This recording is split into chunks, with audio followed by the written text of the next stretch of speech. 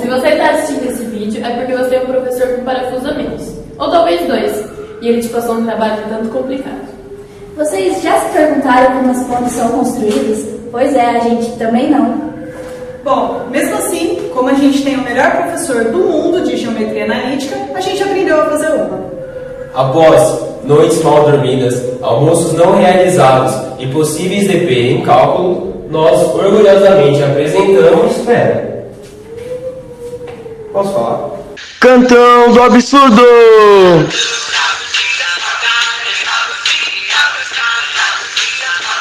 Eu sou o Gabriel. Eu sou o Vinícius. Eu sou a Isabela. Eu sou a Luana. E eu sou a Mariana. Bom, nós somos alunos da UFSCar de Sorocaba. E aqui a gente vai apresentar para vocês o nosso trabalho de geometria analítica. É um trabalho que envolve o estudo de pontes e treliças.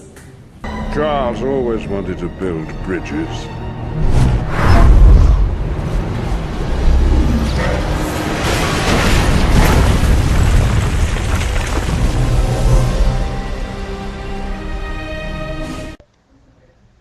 As proezas deste programa foram realizadas por peritos na geometria analítica. Certifique-se de assistir a este vídeo várias vezes antes de tentar reproduzir o conteúdo.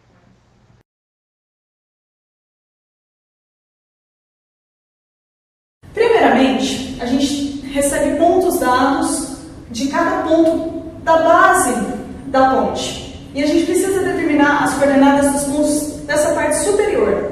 As coordenadas x e z de cada ponto da parte superior. Para usar isso, a gente tem que imaginar que cada treliça é um vetor. Fazendo isso fica muito mais fácil. Por quê? Sendo cada treliça um vetor, a gente pode considerar o ângulo entre os vetores, que vai ser o responsável por determinar para a gente quais são as coordenadas deste ponto, deste ponto, deste ponto, deste e deste. Assim fica muito mais fácil resolver um exercício como esse. Dando um zoom na nossa ponte, a gente tem os pontos A, B, C e H. Entre os pontos H, A e B, a gente tem um ângulo de 45 graus. Entre os pontos H, B e C, a gente tem um ângulo de 74,054 graus. Usando isso, a gente pode determinar os pontos como A é igual a esse daqui, B e o C. O H é o, lembra que eu falei antes, é um dos pontos no alto que a gente precisa descobrir as coordenadas x e z, já que a coordenada y dele também foi dada e é y. Para descobrir isso, a gente usa o vetor AB, que é esse vetor aqui, e o vetor AH. Esses vetores, eles são feitos da seguinte forma. O AB você faz o B menos o A. Então, 5 menos 0, 0 menos 0, 0. O H você faz o H menos o A. X menos 0, 0, Z menos 0. E aí você pode fazer o cosseno entre esses dois vetores. Para fazer isso, existe uma fórmula. Essa fórmula é dada por essa seguinte operação aqui. O primeiro vetor multiplicado pelo segundo vetor de forma escalar e o módulo dos vetores multiplicados. Nesse caso, que um ângulo de 45 graus entre A, B e H, a gente faz cosseno de 45 é igual a essa parte aqui e a gente chega nesse seguinte valor, x é igual a z. Aí você me pergunta, tá, eu achei que x é igual a z, mas eu ainda não consegui resolver. Para chegar nesse outro valor, a gente precisa fazer de novo entre os pontos H, B e C, usando o cosseno do ângulo de 74,054 graus. Nós temos o vetor BH e o vetor BC. A gente coloca eles dentro da fórmula do cosseno do ângulo, de dois vetores, e considerando o ângulo agora como 74,054 graus, que é o ângulo dado anteriormente lá. Colocando eles na fórmula, a gente vai ter duas equações. A inicial, feita com os pontos anteriores, e essa. Lembrando que na inicial a gente obteve que x é igual a z. Nesse caso, quando você resolve esse sistema linear, você encontra que x é igual a z, que é igual a 7. É um valor muito, muito próximo de 7, então a gente pode considerar ele como 7. Dessa forma, o ponto H é determinado por 7, 0 e 7. Bom, tem um pequeno detalhe que quando a gente resolve um tipo de questão dessa por vetores, se torna complicado.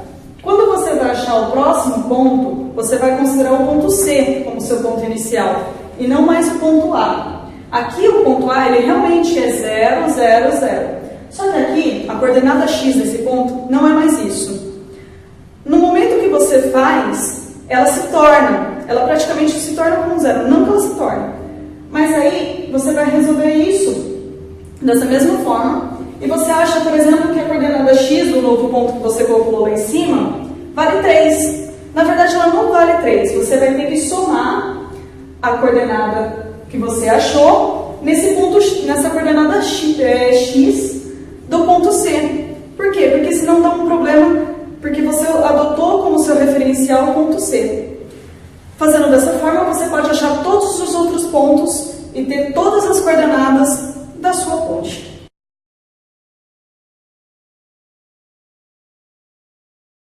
A nossa ponte ela é composta por 12 nós.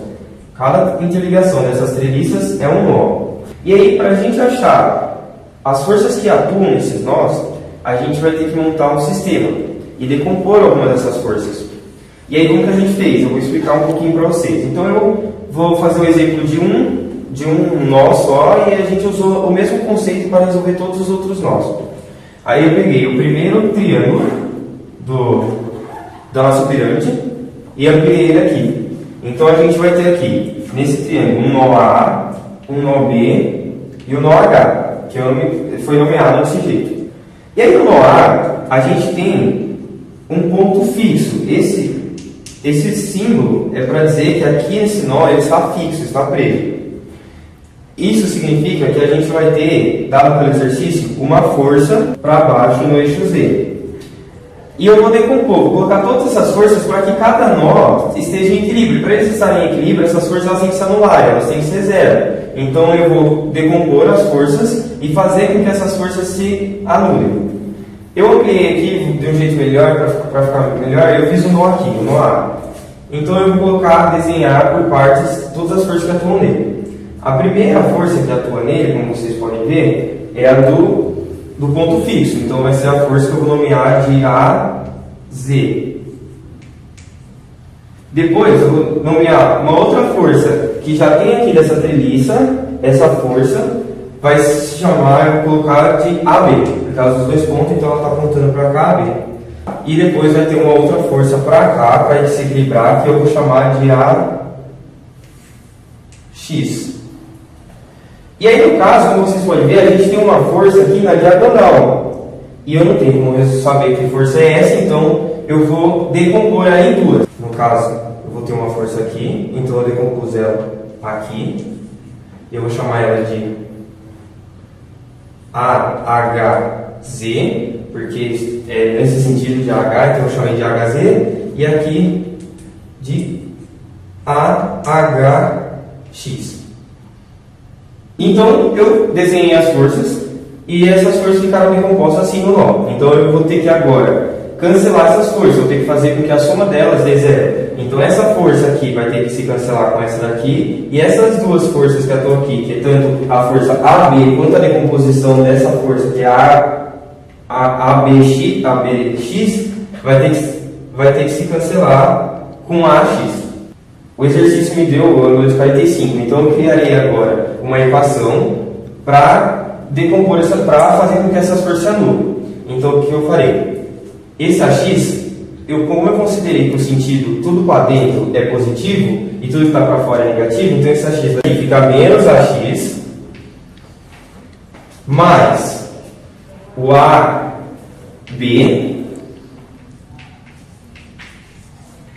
mais a decomposição desse vetor no eixo x, que eu vou chamar de ABX, tem que ser igual a zero.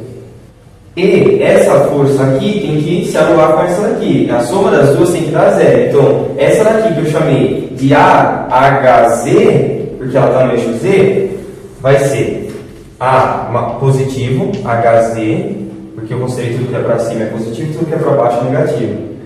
Menos esse AZ, porque está para baixo negativo, tem que ser igual a zero. E aí eu montei uma equação.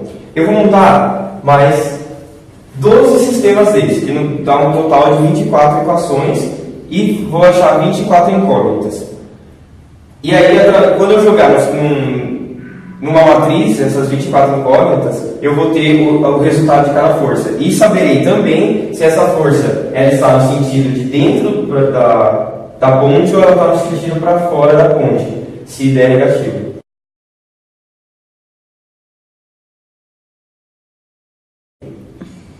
Como dito anteriormente, as forças em determinado ponto elas têm que ser zero. Quando ela é zero, elas estão em equilíbrio. Inicialmente a gente não tinha o sentido do vetor, então o que a gente fez? A gente atribuiu um sentido qualquer. Nesse caso, nós colocamos que os vetores seriam todos voltados para dentro do triângulo, como você pode ver. O IF ele é esse vetor, e o I faz força em F, nesse caso o vetor está para baixo, e F faz força em I, o vetor está para cima.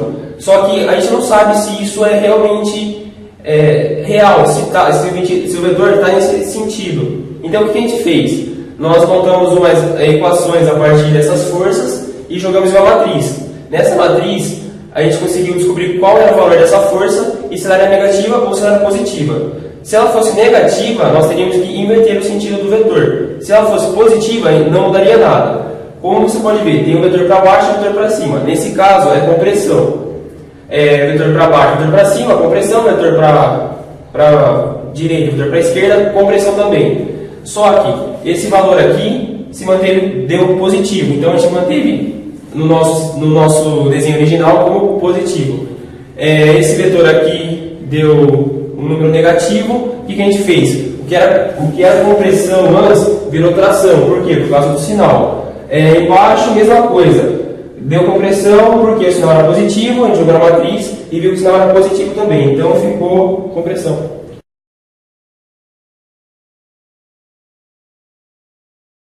Bom, agora vamos calcular o comprimento das barras.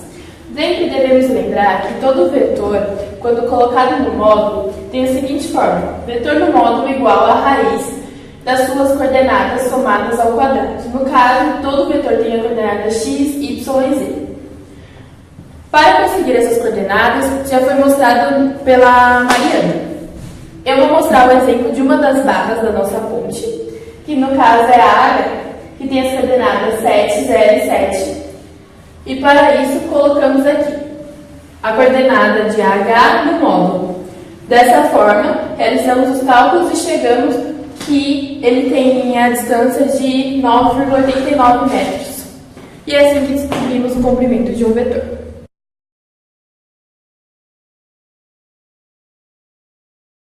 E após terminar os cálculos do nosso trabalho, nós montamos uma planilha para saber qual material teria o melhor custo-benefício e seria mais adequado na construção da ponte. Bom, e para saber qual seria esse material é muito simples. Nós pegamos, por exemplo, o aço, pegamos o valor, a resistência necessária dele e dividimos pelo comprimento. Então a planilha irá dizer se ele suporta ou não suporta.